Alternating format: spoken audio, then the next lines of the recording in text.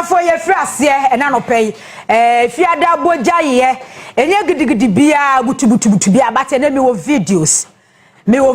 Kwabena Agyapong na no me hu se nkrofo bi ye sa da na asede ye ni wo Kwabena Agyapong hu se office na occupy no sa office no National Signal Bureau enti ono ena o man no o pick intelligent no mne ne ma bi di man enti wo hwe bone na wadi nu a obi edi bone but office na no wo ya ono ya director general no ya deputy director general from 2018 eba then 2021 mo ba no sanya director general position na odidi bone no but ansa na meba so no unse mukaye attorney general omo chain first e wo march mu no no kekeka sani fie na yire ne ma bia na ne yire eye no black rasta ena medical hu ni se ono ena aye videos no adwuma me so manya bi ya ena me de ba ansa na mekoso no president Mahama 8 months we me de fam nearly 3 days ya shia ye awake mama na awake ase okay na ye nto aso na nearly 3 days ya shia ye no no ka bibi se ono no onye supreme leader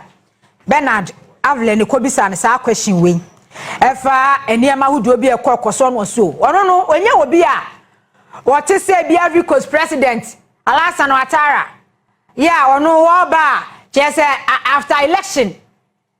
and to kwesi ye ema ni predecessor Laurent Gbagbo ene ne yire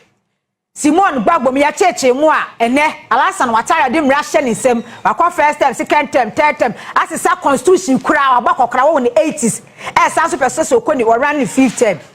ono no sa adwem boni ni bini ni team onti say Togo here because Osha president Mahama majority a good parliament no our more than 2/3 of parliament the person wey bia wo betimi aye na president Mahama so the way our start here memuo no say na Ghana for pe no enti senka we obi o ye supreme leader ya o ye power drunk and also obekọ no so obekọ a enka ye no bi nke be support ne say wonko no ko pe so obebre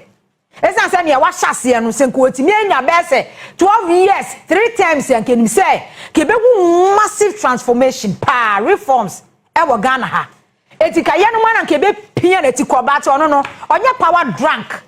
say eye na Akufo Addo na nya this opportunity pa na president Mahama nya ya less than a year o man ya say atetia pansam na we free as revive o man no na niam ekoyi amache say ewiase nyina international ratings agency no rate yes eniam yanka na Akufo Addo I tell you say ko be ye constitutional amendment sa kwa but ono so onye power drunk onye supreme leader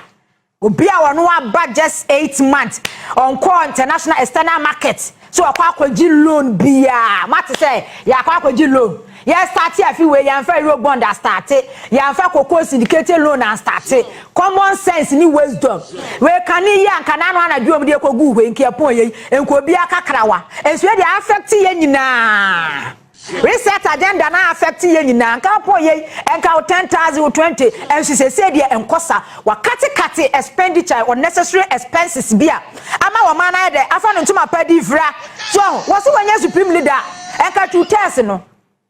enka niema president John Mahama de be ye wo Ghana ha se no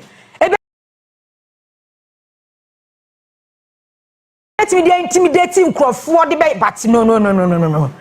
wase ye 1992 constitution emlekuni mrabatan enu an wodi so anu wodi ye adwuma pepe o muso onfa bi nsem onyi bi film esan se wo ma bre so from PNDC from military regime and ye ditu mu se ye the democratic dispensation kabi mame kabi na be ye adwuma ena kire se ye nyunu sa constitution no utie mu a ye kwa carpenter fo ho ye ko mason fo ho ye ko tailor fo ho a teacher fo a doctor fo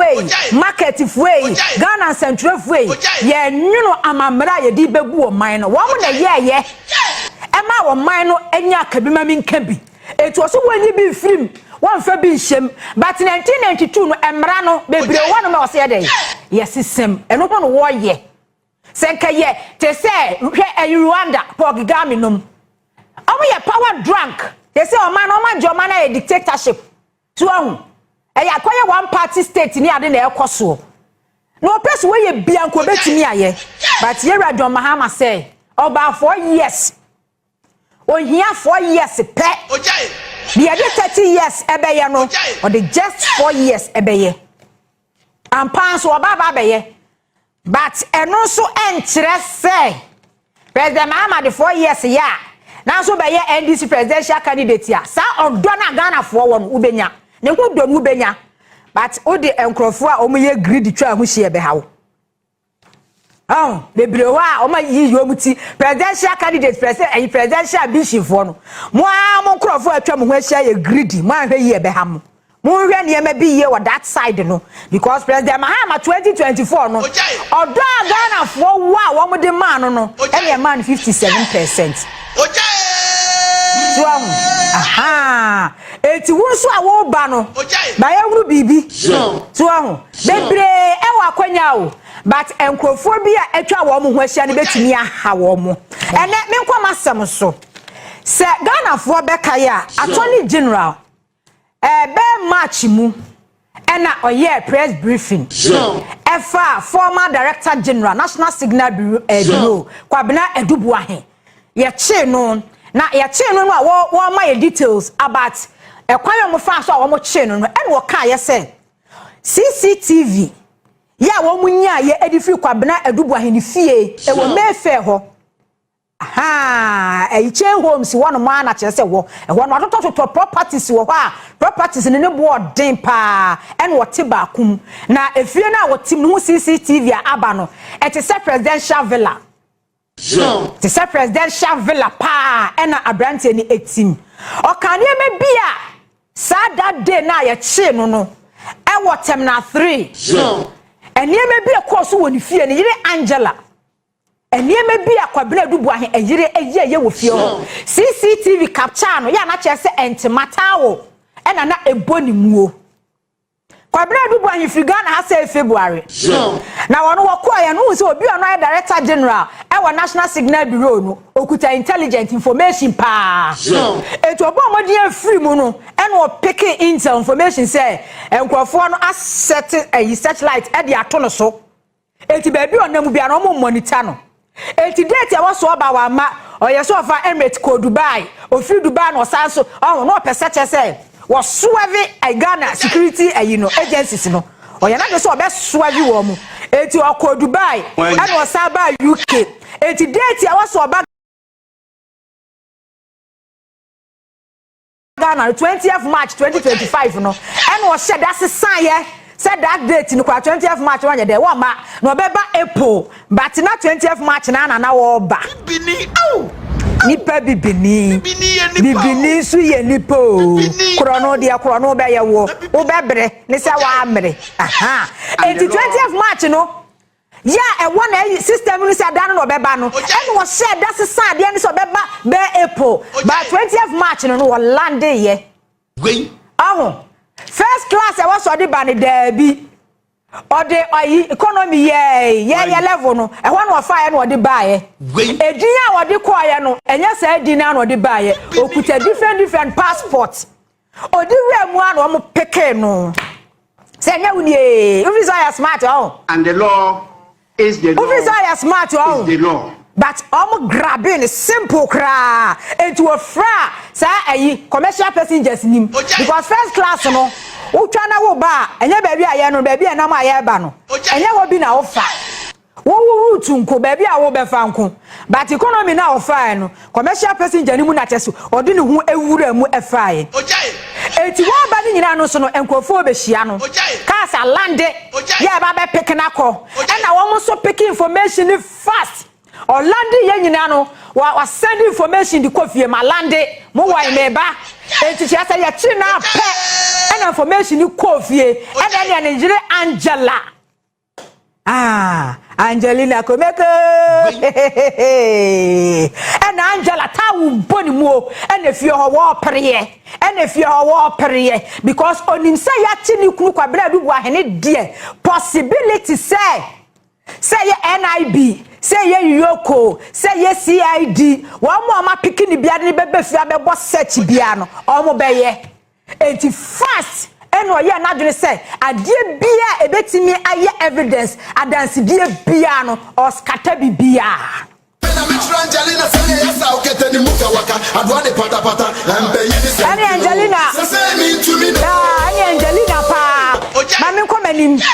Eti Angelina ko meko hu yasa ya chini kunu no. Ena efie ho no mo no luggages.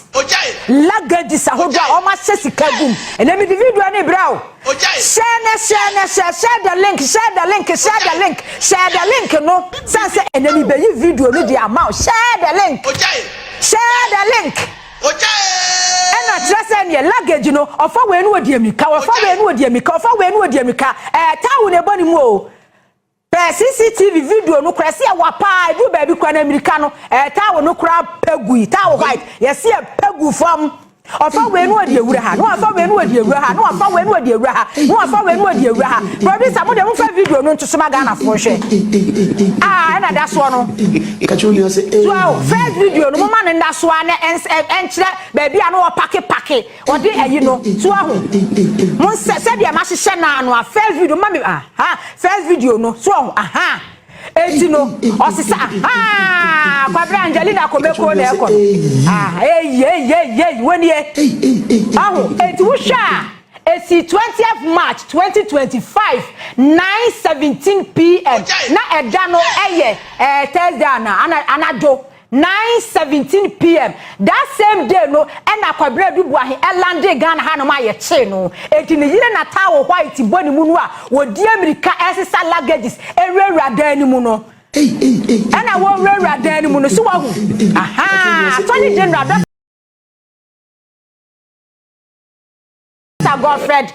Dr. Dominic Ayine eka wasem enie video no na mi yidi ama we Black Rasta me da ase wona me na minya sa videos we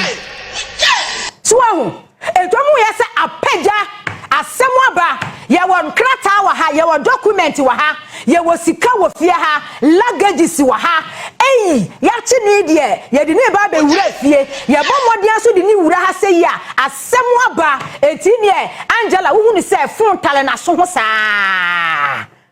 Frontala sosa enti efie no mefe wonu no efie wonu no ne outside na bonte ohu cars ye CCTV on where stolen cars ni bia o cars no betutu would you follow me na no pay cars ni betutu because omanya signal say ya picking no e wa airport enti on bebe fie ho enti stolen vehicles na egu wonu no e betu baako netu baako eno mo bo mo de tutu cars ni ye den edi fifiri fie ho Kwabena du Boahen fie yes Angelina de otimi ye no Angelina kometa the Angelina timi ye no yes Angelina etimi ye no eti o cars ni tutu ye no a ekọ cars ni tutu na etutu eti car we say na aba ho no mo hwe ne e ba abaye etani na right inside na mo de mo follow me saka we no right inside mo hwe ne ye luggage ni ye be suagum luggage no I say akwa no efie ho no ho Black Rasta so your fase o wura ho ansa waji bibi we say document bi nu o ho kan ni right inside move follow so ho Kwabena du Boahen fie luggage ni bi ne kura Angela no omo be share gu car we yeah omo be share gu car we say mu de biako 20th March 2025 and at 9 p.m. Kwako boy say you do best 10:56 and teacher say you forward and the car no luggages no almost shagum say almost shagum na say etu di akọ bibini to woman ni bele abele dwuma a wo ye sama wo adwuma a wo ye Kwabena Adu Boahen National Signal Bureau former ama share Angelina ho atono oso wa mo ba ha maskata bibia Angelina kometa le nukunachi Angelina club bibia nukunachi na woni mu se devices no o ma set binti de oye nyina no e capture bibia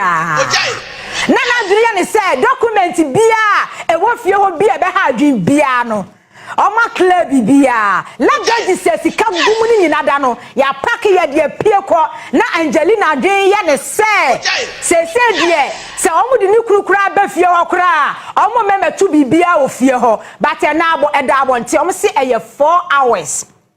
Enti when ya forward dia. Say we videos ni bia. Cars ya to free fie ho no mo nya cars nketwa o. Stolen vehicles, cars akesie, cars pa.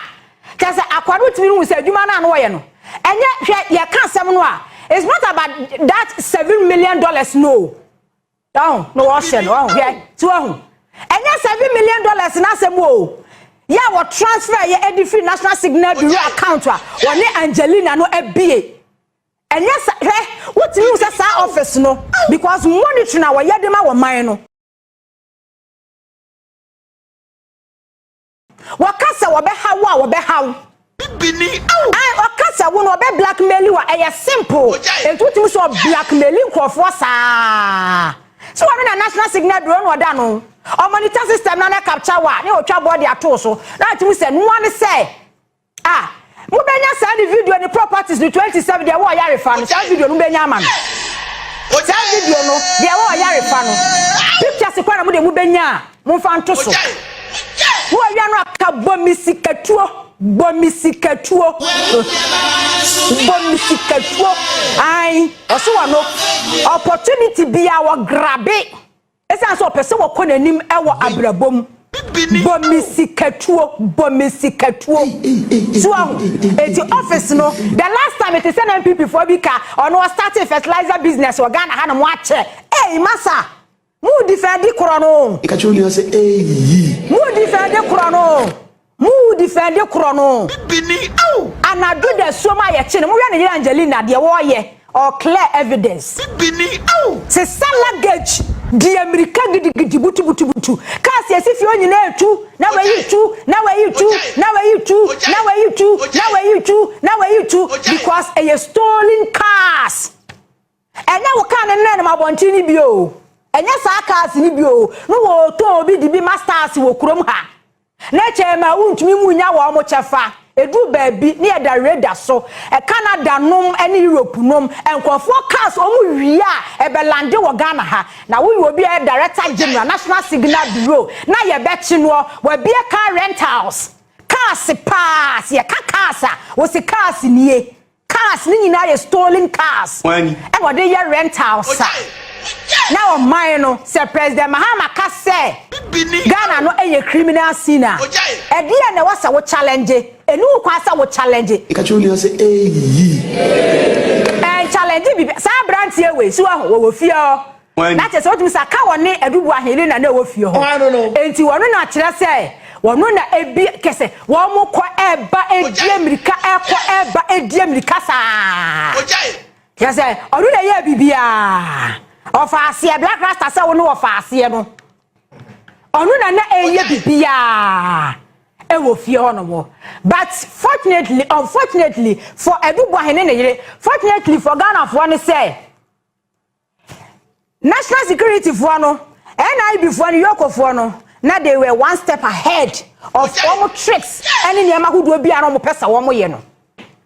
na wo ma di wo mani mu kan enti wo say system no ebe ya crime scene wo mo hu say wo ma di bone wo ma wie wo man no wo ma loot wo man no unya ni 27 e yo ya refa building si nguso mame wache no munya na de fato so mame o mo ti say mu say da bi bone na ye di na no wo den ye di wo man na bro ya bo wo man ne kro no ti wo ho National Signal Bureau ya de bo wo man kro no ya wo mu wie ye no yetimi di yensa bo wo man futom si yakoye dam Paulugu dam yakoye hwe ya fa $12 million ya chedi sky train ya $2 million ya chedi Bank of Ghana ya wo machines wo ho ya wo ink wo ho ya wo paper wo ho just a year 2 years ya bo wo man mra so ya twasika over 80 billion dia gum ya wie sika ya loot wo man no ene yakoye mra ya be bo omo ho bai bini ebe adia ya na me kan say hwe say NDC abai aba January and President Mahamadu didn't see a gas.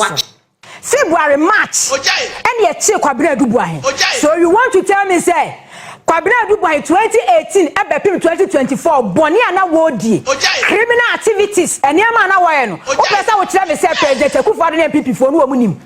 Now, oh, yeah, you mad the Mawamu. Say, attack will be just 2 months.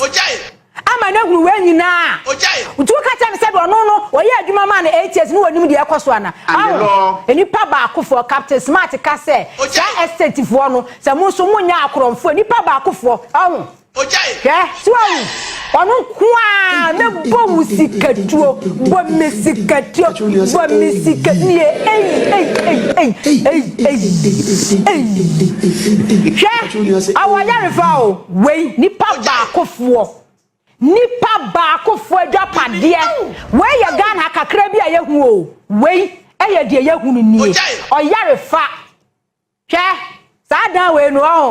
unye miloni ogana ha no unye bi mu na da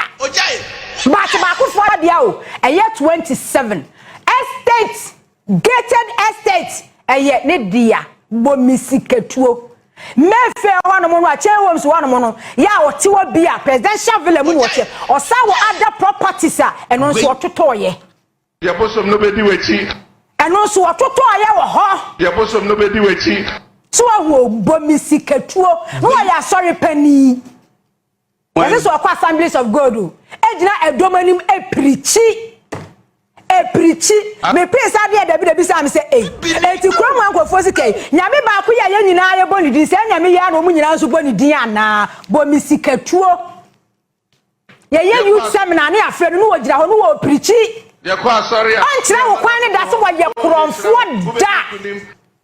aho omo ye bad influence on society o wo do ani di na chia na wo bisa say wo pese wo du ho massa relax to wo buase to buase one na yire can you imagine say a time I told you me first say we dey yiba one national signal bureau no na one na yire ko be separate account one na yire e na chese omo edasa account na no sika ko da national signal bureau account mu a na o ma transfer no mo dey akwakogu o ma account mu omo errand boy na errand boy no so okwa bank ya chese efiwi asoa me ene ye sika gum ene ye de ama no money laundering so dey ofane kwa ye sika ena ne errand boy no chese ye de gum efiwi asoami mu ena chese ye de ama no one ne yire obokro no no ena ode ne yire nso be kan ho enchemu ni say I know mo pede be national signal bureau ho ena ne yire be kan conflict of interest ye nya aduma saa enti we no ntimi kan che say play bargain be cover saa de we de kwa asare a ni amana akoto ho o ye hirawo wo be di nkunim wa ya de pa say ya ni ameme ma wo mu position so aso dem akase ya no mu preach akromfo nko a we akrom ta say akromfo nko a bini au so ahu boni ani partner ha say ye di ye edu Sunday so a omu na di ka wa sorry dem eya sorry mpanimfo Kwabena du Boahenom but nyanko power da wurumenti CCTV footages no ena eda so no mo san fa ngusu ne yenko yanim mi wie wonom na me nko manim ko ensefofo ena me media grow maba de na maba ya bosom no bedi wechi na ne lawyer Kwabena eye friend say lawyer atachia ena start here onu ne Mahamadu call plea bargain so first because first time I met this lawyer atachia ka say they are going for plea bargain. I was like seriously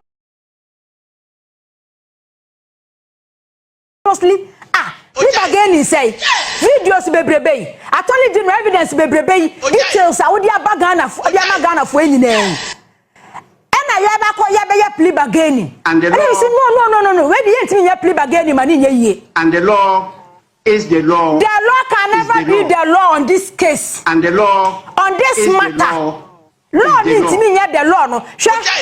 on say 3 days ya me call Sammy di encounter me ko bisa President Mahama question on plea bargaining adechi ye no an obi eka but me remu briefly e di amamo hwe yet office of the Special Prosecutor Act 2017 and ene ye act 959 sa emra we say no na emma special prosecutor ni etumi say one dealing with suspected corruption and corruption related offenses yeah public officers any politicians edi wo mu huwuram ye sa emra we edi ma special prosecutor say obi bia oya politician oya government appointee ya adwinbone beba ni tim wo be lutu o manager pade obe lutu o mani sika no special prosecutor and dealing with that person and the law is the law somebody we say mu na 2020 parliament eye say jetem e wo mu no 2 to 5 years 2 to 5 years kwaru bebrebe ene ye kwa amend samra no parliament 2020 ekoye criminal offences amendment bill act 1034 says we beat said Angela Komeko ene okunu adubu ahe eye ene boni ya chesaba akwedi akwatena exile so e de obeba former finance minister Ken Ofori Atta no so kwa exile so obeba wobeba he se NDC for Ken Ofori Atta ma NDC 2028 yam twaba Ghana one twaba because President Mahama wo catch there in opposition say see here accountability kro no ankofo aba yen twaba mfama se Ken Ofori Atta ma me face Ghana mra 2020 President Mahama fa woni adwuma wo be ye Ghana for yen toma NDC and fa woni mo candidate awaba Ghana for yen toma NDC Ken Ofori Atta Dr. Nasadison ko ba bia ba me tin say okwo yoko me tin say Japa terminator ko ni fie ba ko ekwo hu say full room Dr. Nasadison former governor BOG ejai ba ko ene wa yidie so ene yeso wa hye device wo ho ene wa dey monitor activities ekwaso Bank of Ghana enye na kwaso Bank of Ghana enti wo free one mu ni nyina no oti ni fie no o monitor de ekwaso BOG nyina full room dia wo ya no terminator no muto Richard akwa no muto samusi makwa akwa wi 10,000 ne yire de sika ya kwato so e wo Bank of Ghana fie no wose sika no sa ayi 200 bondo ya chechechichiri ni se ya wose ya hihye eden bia wo bewura mu bia so mkono mukuta search warrant ofre no lawyer by wose sika no ya chechechichiri ni se ene ya rap ebi gu mpase ebi gu lagaji mu ebi gu ayi aha ene o ma hyehyɛ ne saa amukwakoto Bank of Ghana cases ayi no kwani di say box so omutwa sika gu mu a yedigumo omukoto se bigu ni fie si yakwaji loan anase ye fesika edifra brochire na se de ba boxes na yedi sika ni gumo omukoto se bigu na start sin fie ye bisa no a o se o ba fie na ne ne ma ewo ayi office doors nti o se sade ne ma digu wachi no yo na aka kire aka ahwenyankopɔ anim se ono no okɔ bra e wo Bank of Ghana wachi no okobo bra power Bank of Ghana onya Japan ewa Bank of Ghana enti wo free office one no ne niema doso enti na wasa sa niema no sa boxes na yetwa sika digumu no sa boxes na yede forex dollars euro edigumu no na e wo se chese odibi eba ne fie Bank of Ghana cars I don't know say bia na e de kode a cars a wo use cars e cars no e buru ba 5 na nyina agu fie nani nyina on for process bia mu se e bia kan ya ton ne fofofo kra de ama no e ye new cars nso a chese tie rubber cars no wa tun nyina de akogu ne fie but NDC ba 8 months ni but can start this apart from set terminator ko ne fie ya eno na hwe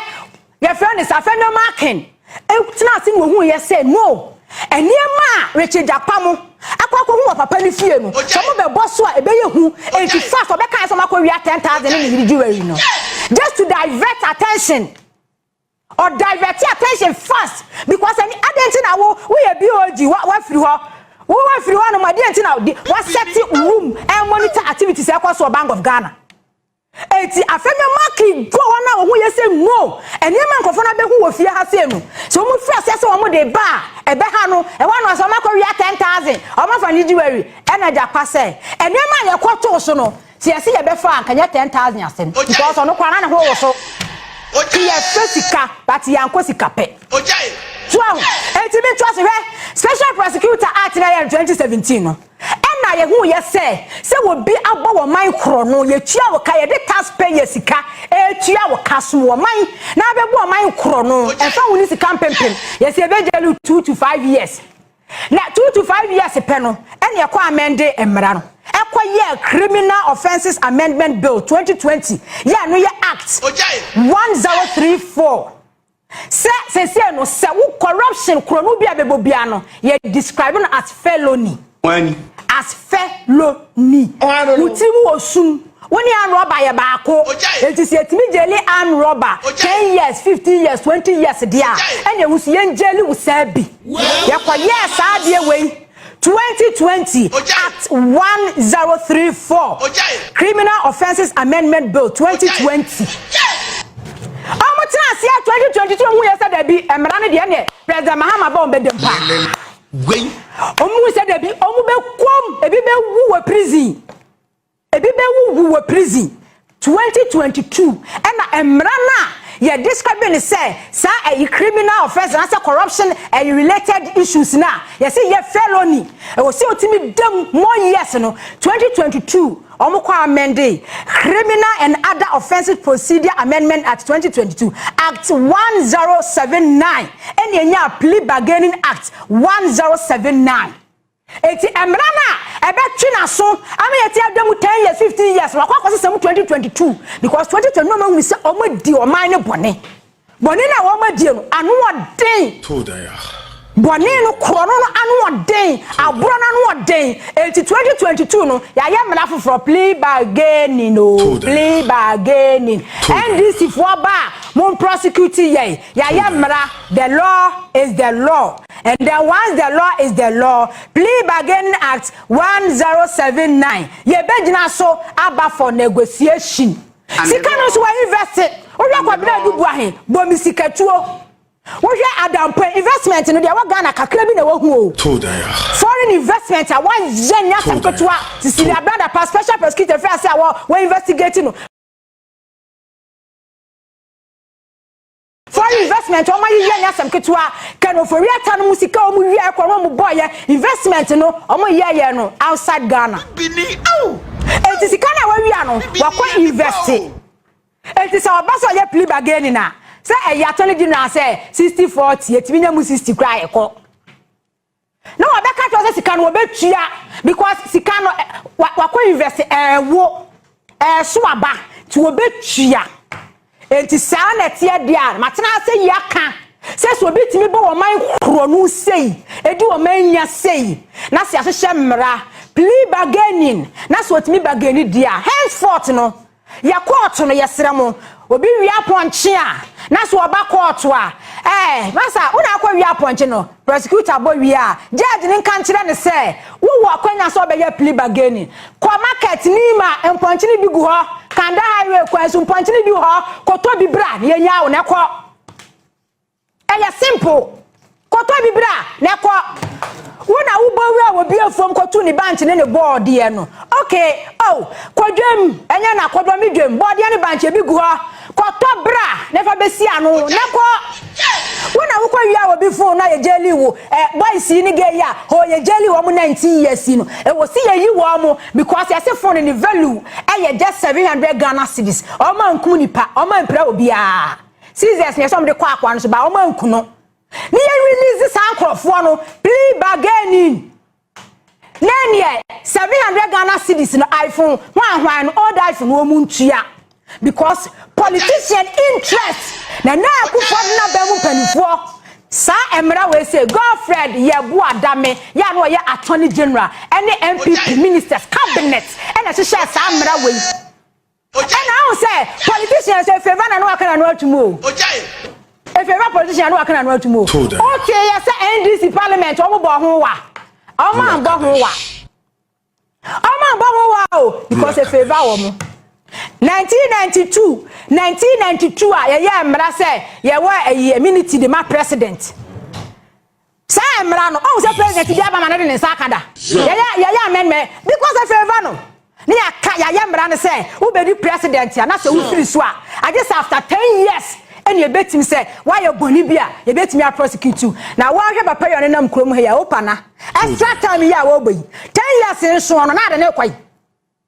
10 years nso opana na de ne kwai and me favor politician kwa and na kire say omo bo bredi hu djuma wo Ghana ha sei but Mr. President sani a wo kaaye no se oman no ene aban no ne attorney general ne decide and be decide se plea bargain e ba accept and as he accept pese chairman untumi stolen cars na we say mass block for say aban government vehicles 3 omaje ebi won fi amuguso a wo mu chase chairman untumi timi borrow Exim Bank no akodi loan say $10 million say $11 million so okodo abrofo ene de ye beje ba ye ji wi a stolen cars no untimi kan ja so akoye plea bargaining untimi kan cha mi say forest na wase no akoye plea bargaining no untimi kan sa ankyere ye Ghana fo untimi nkasa ankyere Ghana fo yes adia ene na cha se mama Ghana no se politics na ayefo aya akono obi akwawura mu bi menya Ghana ni bio yeah Ghana fo mun sori yo ai Ghana fo mun sori Ghana fo mun sori yo Ghana fo mun sori Ghana fo mun sori ene Ghana fo mun sori pa fo mun sori yo because se na obi ahunu se we rap politics Nyankupo boa sika bia beto na so awia owia ne ye chewa sika ni invest bia ka eye plea bargaining uko plea bargaining a eno ano no president Mahama kora say ye du kokotumu a ye be sa abo ho kataduane amuadi enti ne ye uko na kokotua no ano no nye enti ne ye to abade maamo Uni ene Friday me this issue we say sorry so Amansia West Asante region e ho no no mine e cost gold wo pa na every be say weekend yi eba no enema bi e cost wo no ma mani pa mienu kura ewom omo ni kuroma no ne Asanko mining e de asi ani e wo ho no mo a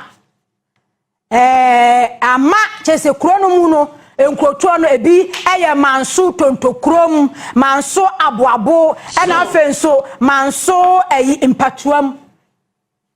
chese clash esi wano mo no ama asojafo akum timamini abrante baako ama assembly member baako kra no omo abonituo na ohwe area ho a na ohwe Asanko mining uni regional minister eko ho Ena mudi kan yi mu fefa videos ni bi ngugu so mamia okay videos ni bi ngugu so mamia enti kroma na ni abre so wo mefa nkodi matimamuni mna de ye nyintum wo hwe gold Ghana ye tu e wo mining communities politicians wechiri na ye tu ni ade free communities edeko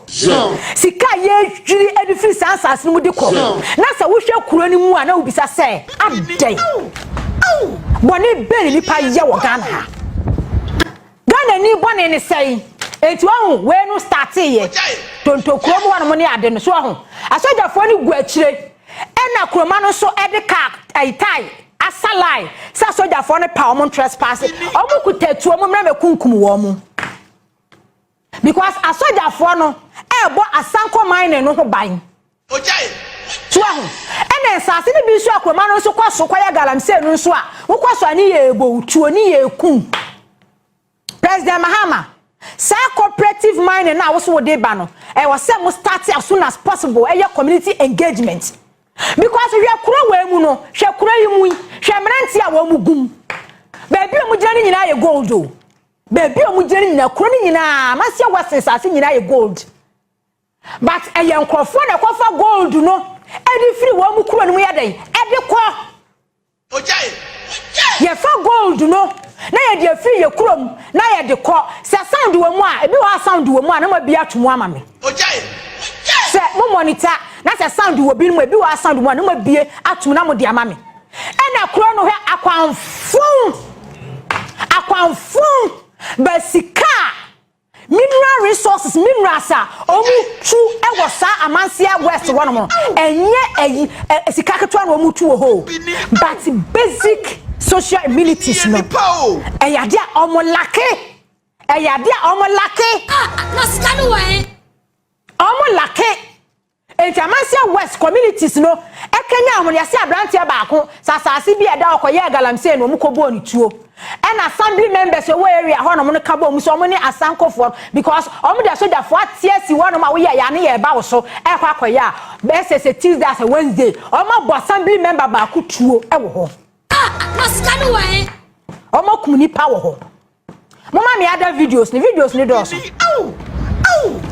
so ahu ye nipa o ojai no and one is God ni ye tu kwasa God ni ye tu kwasa sansa ase no so ye tu su gold no aban efa wo twa edemasa mining firms mining companies no eye nkrofo nsase na wo be se ne ye frem asase no aban ba ba yesu aduma enti ye compensate mu e dey sika ne ye dey ma wo e dey ne ye dey ma wo e dey compensation sika be ya ne ye dey ma wo ye ma wo mu hwi o ye ma wo e dey no mu nya yes say omufudie womunie me woso yes say nyina but omunya hwe ne ye tu gold no ne ye tu resources no say ye diamond say ye boxer say ye gold ne ye tu nyina na politician I export no what the call na kwaye ono na adwapade kromu a eye wo madwapade no na oma lucky behind omuni hwe bibi papa bia ni krom na nka wuti gold so anka wabra bodi bibi ni ye nipa o ojai samu ya adwuma ya hwe soja fo kutakuta tu o ojai asankofo no ya mine no hwo mrante no Galamsey fo so wo mu wa adwuma papa bi ya asoja fo kutatuo nka wo mu ngira ho mfesi asoja fo se mu nkuye nyina mumie we ntum mame em se wo kasa ojai mumie we ntum mame ojai amen come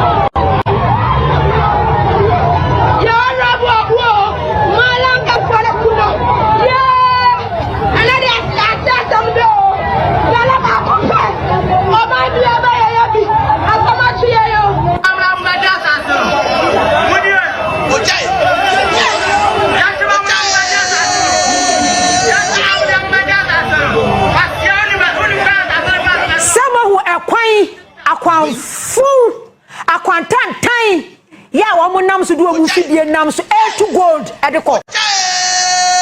owo akwanfu efutu kwan enipa brabo gold ne kitua bi ebetimi a transform community se o nyina o but ye two politicians two edeko politicians omo Ghana hetri mo den omo ye greedy bastards the late President Rollins ne kai papa nyame fa akransie they are so greedy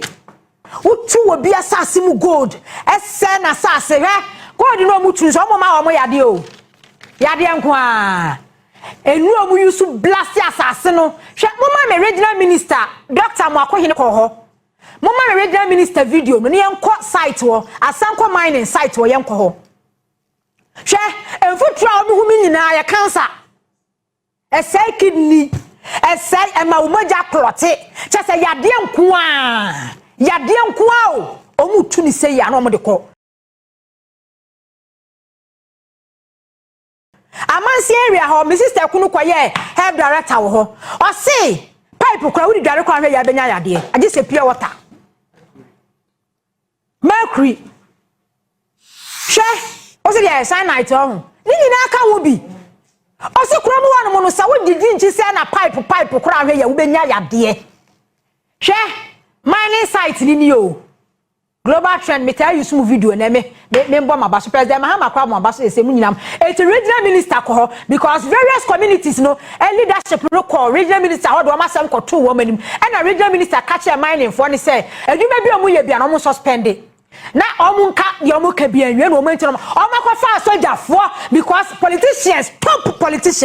top political hierarchy for bi and eta wo machi omu ko fa soldier for ekum nipa wo kronim eno omu kunkum nipa wo kronim. It's a regional minister here. I would my answer no. Almost saying Sansi, Asase Bediatuo, ye to mu gold, ye Kofo, ye to mu gold, ye body for one was Asano. Go on, as I said, I watch no, the woman else in here, how much mu gold, but to show cronim. A man say to your friend say, a man say to crom. A man say your friend say, manso impetuum. Amansia South asam na make okay so tontokrom manso impatuam manso aboabo hwede ekoso ho you see some of near ekoso o ma say bibia but eniema ye mbiaduma ye ntunsuo I can remember say Stone Boy say our NGO bi ya one na yire ewrane and I am saying di ene da so na me hwe ni videos bi a okọ MC River Pra side ho no mo baabi se okọ ko tun so ma community bi because River Pra no ene wo mu main ayi water wo mu use so but ayi for minus asai no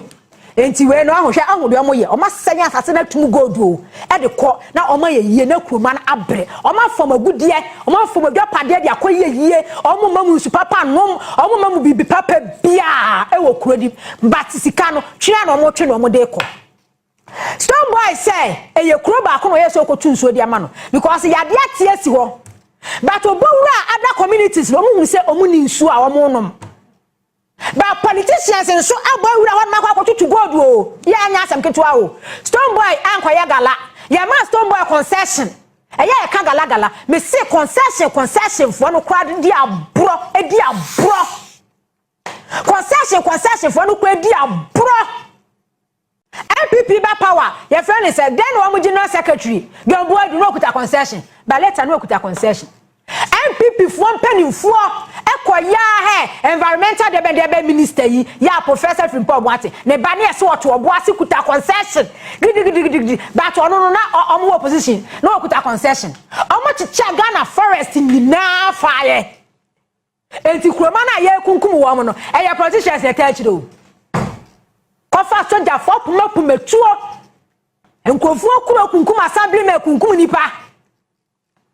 kunkum nipa ugo ka obeka kire wo se eye ne concession wo yesu aduma eye nipa asase no wafa no a wo se no tum gold no eye nipa asase ene wafa wo tum gold no mumu wo mu so ye nipa designer wes na moto no mu so hye be ye tu sika ne saa no bo de fom ma e wo kurom ha